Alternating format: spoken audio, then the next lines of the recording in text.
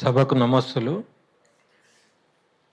వాస్తవానికి మన దేశంలో ఏదైతే డెమోక్రసీ ఉన్నదో వాటికి 4 పిల్లర్లు ఏవైతే ఉన్నాయో, ఒకటి లెజిస్లేటివ్, ఒకటి ఎగ్జిక్యూటివ్, ఒకటి మీడియా, ఒకటి జ్యుడిషియరీ. ఈ 4 పిల్లర్స్లల్లో 3 పిల్లర్లలో 2 పిల్లర్లు పూర్తిగా పడిపోయినాయి. మీడియాలో జస్ట్ 1-2 సలాకలు మిగిలి ఉన్నాయి. దాని ద్వారా కొద్దిగా మన వరకు వచ్చింది. అది మిగతా పానం లేదు ఆ పిల్లర్లో కూడా. లాస్ట్కి ఒక పిల్లర్ ఉన్నది. ఆ పిల్లర్ మీదనే మనం అందరము నమ్మకం పెట్టుకొని ఉన్నాం. అదే పిల్లర్ అంటే జ్యుడిషియరీ. నేను అనేది గౌరవ న్యాయస్థానాల కంటే ఎక్కువ నిజ నిర్ధారణలు చేసే పని మనది కాదు. నిజ నిర్ధారణ చేయడానికే కోర్టులు ఉన్నాయి. కాబట్టి ఇక్కడ ఉన్న సంఘాల ప్రతినిధుల వకీళ్ళు చాలా ఆరోగ్యకరంగా, చాలా మెచ్యూర్డ్గా కేసులు వేసినారు. వాళ్ళకి స్టే ఆర్డర్లు కూడా వస్తున్నాయి. ముందు న్యాయం కూడా తప్పక జరుగుతుందనే ఆశాభావంతో నేను ఉన్నా. అయితే ఈ వేదిక ద్వారా నేను అక్కడ బాధితులకు నేను విజ్ఞప్తి చేయాల్సింది ఏంటంటే, మీరు ధైర్యంగా ఉండండి. మీ వైపే న్యాయం 100% వస్తుంది. అది వచ్చేదాకా 7 దాకంటే 6 దాకా పోదాం. హైకోర్టే కాదు, సుప్రీంకోర్టు దాకా పోదాం. ఇంకెక్కడన్నా మానవుల హక్కులు ఏమన్నా ఉంటే ఆడికి కూడా పోదాం. అయితే ఈ సంఘాలు కూడా, మనం నమ్ముకునే సంఘాలు తాత్కాలికంగా ఎవరన్నా కళ్ళబుల్లి మాటలు చెప్పి ఏమన్నా అది చేసినా కూడా మీ ఎంబడి ఎంతో కాలం నుంచి మీతో ఉన్నోళ్ళు కాబట్టి చివరి దాకా కూడా వాళ్ళు మీతో ఉంటారు. కాబట్టి మీరు వేరే వాళ్ళ మాటలలో వచ్చి మీరు సంఘటితంగా ఉండాలి. ఇట్లాంటి టైంలో అందరూ ఏకమై అందరూ కలిసికట్టుగా పోరాటం చేయాలి. ఇప్పుడు నేను చెప్పేది ఏంటంటే, ఇప్పుడు లెజిస్లేటివ్కి వద్దాం. ఒక పిల్లర్ నెంబర్ 1 ఏదైతే పూర్తిగా ఫెయిల్ అయిందో, నేను అనేది ఇప్పుడు అసెంబ్లీ నడుస్తుంది. ప్రతిపక్షాలు దీని గురించి మాట్లాడాలి కదా. ఇంత ఘోరమైన అంశం జరిగినప్పుడు మీకు వేరే చర్చ ఎందుకు? మీరు పర్సనల్గా తిట్టుకుంటున్నారు, మేము అన్నీ చూస్తున్నాం. అన్ని పైసలు పెట్టి మీరు అసెంబ్లీలు నడిపి వెలుగుమట్ల కంటే ఎక్కువ పెద్ద సమస్య తెలంగాణలో లేదు. నేను అంటున్నా, అంత తీవ్రమైన సమస్యను పెట్టుకొని మీరు ఒకరికొకరు కౌంటర్లు ఇచ్చుకుంటా అది మేము చూడాలనా? ప్రజలకు మేము ఏం చేయాలనే దాంట్లో చర్చ ఉండాలి. ప్రతిపక్షాలు వాటి గురించి నిలదీయాలి. ఒకడంటాడు నేను తొక్కి వచ్చిన అంటాడు, ఇంకోటేమో నువ్వు ఇట్లాంటి పర్సనల్ దాని మీద పోతున్నారు మీరు. మేము సామాన్య ప్రజలమే.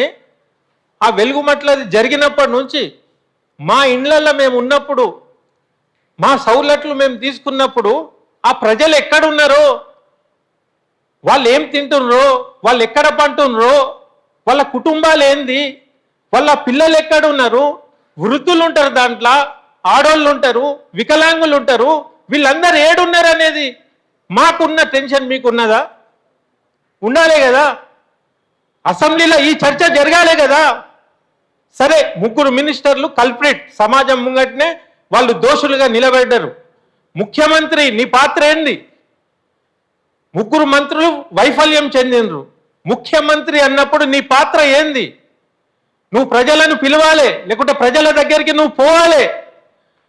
నువ్వు గద్దర్ అవార్డులకు పోతావు, ఇంకా వేరే అవార్డులకు పోతావు. నీ ముఖంలో ఏం బాధ లేదు, చింత లేదు. నీ ప్రమోషన్ మీద ఉన్న ధ్యాస నీకు పబ్లిక్ మీద లేదని నువ్వే రుజువు చేసుకుంటున్నావు. ఇది గట్టిగా ఎందుకు అడగాల్సి వస్తుందంటే, 15-20 రోజులు అయిపోయింది. వాళ్ళు నిస్సహాయులుగా ఎక్కడో పడి ఉన్నారు.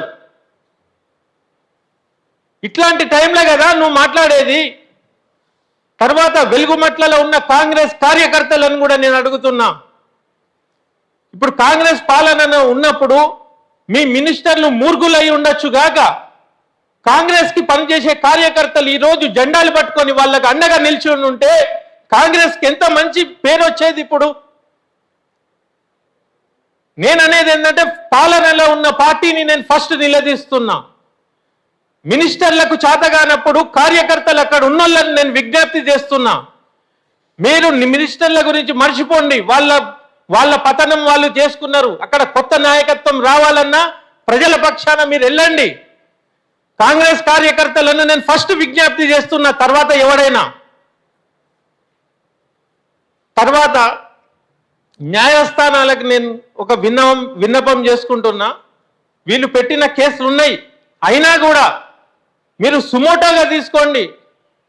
మీ ఒక్క పిల్లర్ మీద నమ్మకం ఉందని నేను చెప్తున్నా కాబట్టి గౌరవ న్యాయమూర్తులారా, వీళ్ళ పక్షాన మీరు నిలబడండి. పేదల దగ్గర డబ్బులు ఉన్నాయి, కోట్లు కొట్లాడడానికి కూడా ఏముండదు, ప్రయాణానికి పైసలు ఉన్నాయి.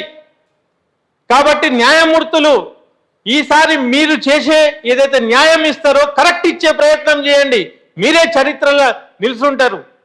ఎగ్జిక్యూటివ్ ఫెయిల్ అయింది, 3 మినిస్టర్లు చరిత్రహీనులైనరు. న్యాయమూర్తుల మీద ఏదైతే నమ్మకం ఉన్నదో దాన్ని మీరు నిలబెడితే న్యాయస్థానాల పుటలు ఎవడన్నా ఏమన్నా రాసినా ఎల్లకాలం మీ పేరు ఉంటుంది, ఫలానా జడ్జి ఫలానా జడ్జిమెంట్ ఇచ్చిండు అనేది. ఈ అవకాశాన్ని మీరు వాడుకోవాలని నేను విజ్ఞప్తి చేస్తున్నా. తర్వాత విషయం ఏంటంటే భూదాన్ మాజీ చైర్మన్ ఆయన బయటికి రావాలి. నేను వాయిస్లు కొన్ని విన్నా. వాళ్ళ పక్షాన ఆయన నిలబడాలి. ఆయన సాక్ష్యాలను ముందుకు తేవాలి. ఆయన ఎవరెవలకు భూమి ఇచ్చిండో మొత్తం కూడా ఆయన ముంగట పెట్టాలి. ఆయన ముందుండాలి. ఆయన ఏడి వట్టి బయట ఇచ్చేసి ఆ కేసీఆర్ని తిడుతుండు, తర్వాత ఆయన ఎవరిని కలెక్టర్ని తిడుతుండు. ఇవాళ రేపు కలెక్టర్లు బానిసలు, కాళ్ళు మొక్కేటోళ్ళు. నీకు తెలియదా? ఇప్పుడు ఉన్న మంత్రులను నువ్వు ఒక్క మాట కూడా అడగలేను అంటే నీకు వాళ్ళతోనేమన్నా భయం ఉన్నదా? నేననేది భూదాన్లు ఏమన్నా అవకతవకలు జరిగినా మాకు సంబంధం లేదు. ఈ వెలుగుమట్లకు నువ్వు ఒక సాక్షిగా నువ్వు ఇచ్చిన పత్రాలతో నువ్వు బయటికి రావాలి, వాళ్ళ పక్షాన నిలబడాలి. ఈ మంత్రులు వెలుగుమట్లలో ఉన్నారా? పోలే, ముఖం లేక పోలే. భూదాన్ బోర్డు ఎవరైతే ఉన్నారో పోన్రి, వాళ్ళకు అండగా నిలబడండి. మేమందరం కూడా ఉంటాం. ఇంకొక హెచ్చరిక నేను జారీ చేస్తున్నా. ఏ సంఘాలైతే ఏ మీడియాలైతే పేదల పక్షాన నిలబడుతున్నారో వాళ్ళ మీద బురదలు జల్లి వాళ్ళ మీద ఉల్టా బూటకపు కేసులు కనుక చేస్తే వాళ్ళ మీద ఈగ వాలినా నిజానికి అక్కడి నుంచి మీ పతనం స్టార్ట్ అవుతుంది. ఎందుకంటే మంచిని చెడు చేయడము వసూళ్ళు మీరు చేస్తుండ్రు కదా. ఎన్నెన్ని పైసలు దోసుకుంటుండ్రు. మీ హంగులు ఆర్భాటాలు మీ మహల్లు ఇవన్నీ ఎట్లొచ్చినాయి? వాళ్ళ సంక్షేమం కోసం ఇన్ని పైసలు జమ చేసుకుంటే వసూలుగాళ్ళని ముద్రేస్తుండ్రు. మీరు అసలు వసూలుగాళ్ళు. మీ వ్యవహారం మీ చీకటి దాని మీదనే పడతారు మరి సంఘాలన్నీ కలిసి. అయితే నేనేమంటున్నా అంటే ఇంత గట్టిగా మాట్లాడాల్సిన అవసరం ఎందుకు వచ్చిందంటే గట్టిగా మాట్లాడకుంటే మీరు వినే పానాలు కాదు, మీది మన్నం తోలు. మీ దృష్టికోణం మొత్తం ఎన్ని పైసలు వెనకేసుకోవాలి ఏంది అదే చర్చ ఉన్నది. కానీ పేదల గురించి వట్టి మాటలు మాట్లాడతారు. కానీ మీరేం చేసిండ్రు? 20 రోజులు గడిచినాయి, మీరు ఇంకా ఇట్లనే ఉన్నారు. స్పందన లేదు. ఒట్టిగానే బూటకప్పు ప్రెస్ మీట్ పెట్టి 300 మందికి ఏదో ఇస్తున్నామని 75 గజాల భూమి అన్నారు. 75 గజాలు ఎట్లా నిర్ధారణ చేసిండ్రు మీరు? 100 గజాలు ఉన్నోనికి 75 నువ్వు ఎట్లా చేస్తావు? నీకు ఇష్టం వచ్చినోనికి ఎట్లా ఇస్తావు నువ్వు? ఇవన్నీ కూడా న్యాయస్థానం ఇవన్నీ గమనించాలి. వీళ్ళ ఏషాలు కూడా పసిగట్టాలి. నేను అనేది ఏంటంటే ఎవరినైతే ఇండ్లు పోయినాయో వాళ్ళందరికీ కూడా న్యాయం చేయాలి. గరీబోన్తో మీరు వీడికి 2 ఇండ్లు ఉన్నాయి 3 ఇండ్లు ఉన్నాయి వాన్తోనా మీ పంచాయతీ? మీకు ఎన్ని ఇండ్లు ఉన్నాయి? అది చాలా పిరమైన భూమి అని చెప్తుండ్రు. పిరమైన భూమిలో గరీబోడు ఉండద్దా? గరీబోని భూమి పిరంగా మారితే వానికి అదృష్టం కదా. ఈ సంస్కృతి మానాలే. అదే జాగల ఎవరెవరైతే ఉండేనో దాంట్లో ఎవడన్నా ట్రాన్సాక్షన్ చేసి ఉన్నా కూడా వానికే చెందాలది. ఎందుకంటే వాని ఇల్లు కూలగొట్టేటప్పుడు మీరు ప్రొసీజర్ ఫాలో కాలే, మీరు నోటీస్ లియలే. రాత్రికి రాత్రి 2,000 మంది పోలీసులు వచ్చి హఠాత్తుగా కూలగొట్టినరు చూశారా? ఆ దౌర్జన్యానికి వాళ్ళ దౌర్జన్యం కానీ వాళ్ళ నేరం చిన్నది ఏదైతే ఉన్నదో ట్రాన్సాక్షన్ అది చాలా చిన్నది. మీరు అధికారాన్ని చేతిలో పెట్టుకొని మొత్తం నడి బజార్లను నూకేసింది చూశారా? దానికి ప్రతిఫలంగా అక్కడ ఉన్న ప్రతి బాధితుడికి అక్కడే భూమి ఇవ్వాల్సిందే. ప్రభుత్వ సొమ్ముతో పాటు మంత్రులు అక్కడ ఉన్న ఎగ్జిక్యూటివ్ల జీతాల నుంచో ఏదో రకంగా వాళ్ళు కూడా దానికి కాంపన్సేషన్ చేయాలి. వాళ్ళు కూలగొట్టినారు కాబట్టి, చట్టాన్ని చేతిలో తీసుకున్నారు కాబట్టి వాళ్ళ ఆస్తులకు వెళ్ళి కూడా వీళ్ళకి ఇవ్వాలి. లేకుంటే వీళ్ళు రాజీనామా చేయాలి, వాళ్ళని సస్పెండ్ చేయాలి, ఏదో ఒకటి జరగాలి. లేకుంటే పాలన ఏం పాలన? నేననేది దొంగలు ఊళ్ళు పంచుకున్నట్టు మంత్రులు నియోజకవర్గాలు పంచుకున్నారు అనేది ఉన్నది. నేను ముఖ్యమంత్రికి విజ్ఞప్తి చేస్తున్నా, మంత్రులు తప్పులు చేస్తే ముఖ్యమంత్రి అడగాలే కదా. ముఖ్యమంత్రి ఒక 2-3 రోజులలో దీన్ని అడిగి సాల్వ్ చేస్తే సరాసరి, లేకుంటే ఏం లాభం? మళ్ళా ఢిల్లీకి పంపాల్సి వస్తుంది, మీ గురించి చెప్పాల్సి వస్తుంది. ఇదంతా మేము చెప్పినాం, చెప్తేనే ఆడ కూర్చున్నారు మీరు. ఇప్పుడు ముఖ్యమంత్రి గురించి కూడా మేము కంప్లైంట్ ఇవ్వాల్సి వస్తుంది, నేషనల్ మీడియాకు కూడా ఎక్కాల్సి వస్తుంది. కాబట్టి మీరు త్వరగా న్యాయం చేస్తారని ఆశిస్తూ ముగిస్తున్నా. Thank you.